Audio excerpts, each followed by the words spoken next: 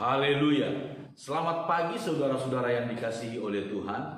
Mari sama-sama kita kembali merenungkan firman Tuhan pada pagi hari ini.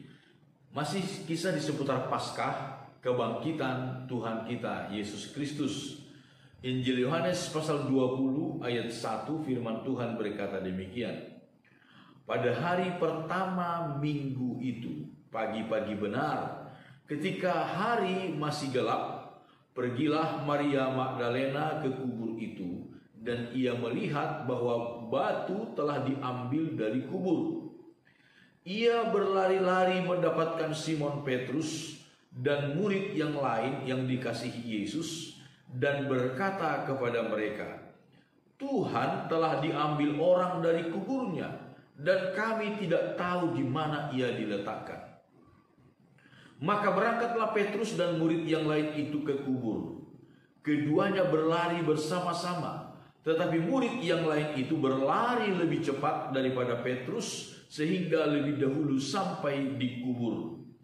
Ia menjenguk ke dalam dan melihat kain kapan terletak di tanah, akan tetapi ia tidak masuk ke dalam. Maka datanglah Simon Petrus juga menyusul dia dan sampai ke dalam kubur itu.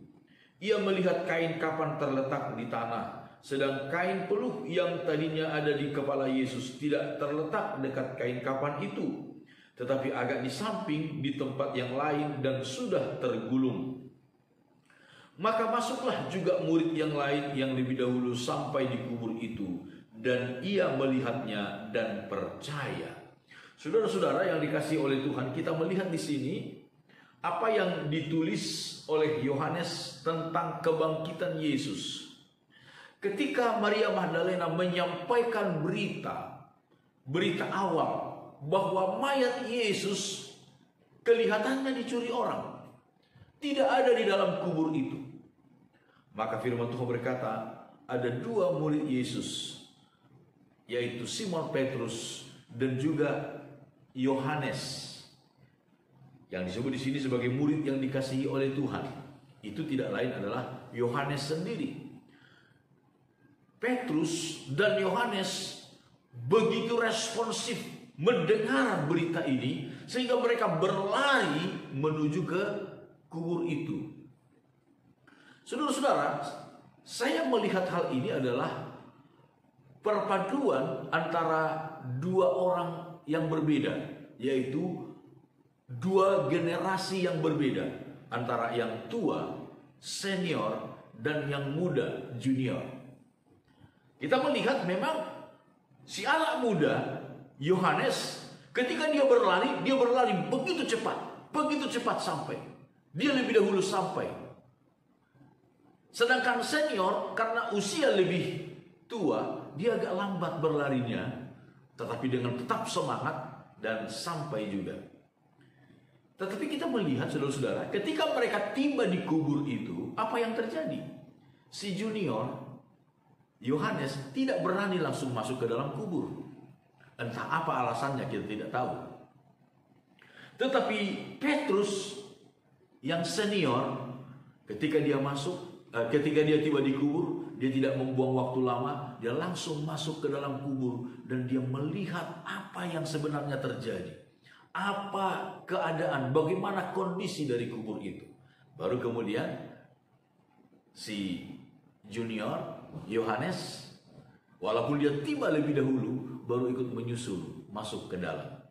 Saudara-saudara, di dalam Tuhan perlu ada kerjasama antara yang tua, yang muda, senior dan junior. Jangan ada yang merasa yang satu lebih penting daripada yang lain. Kita sama-sama berharga di mata Tuhan, dan kita sama-sama mempunyai tanggung jawab masing-masing, porsi masing-masing di dalam Tuhan. Di dalam suratnya, dalam 1 Yohanes pasal yang kedua, rasul yang sama Yohanes, dia menulis begini. 1 Yohanes pasal yang kedua ayat yang ke-12. Aku menulis kepada kamu, hai anak-anak, sebab dosamu telah diampuni oleh karena namanya. Aku menulis kepada kamu, hai bapak-bapak, karena kamu telah mengenal Dia yang ada dari mulanya.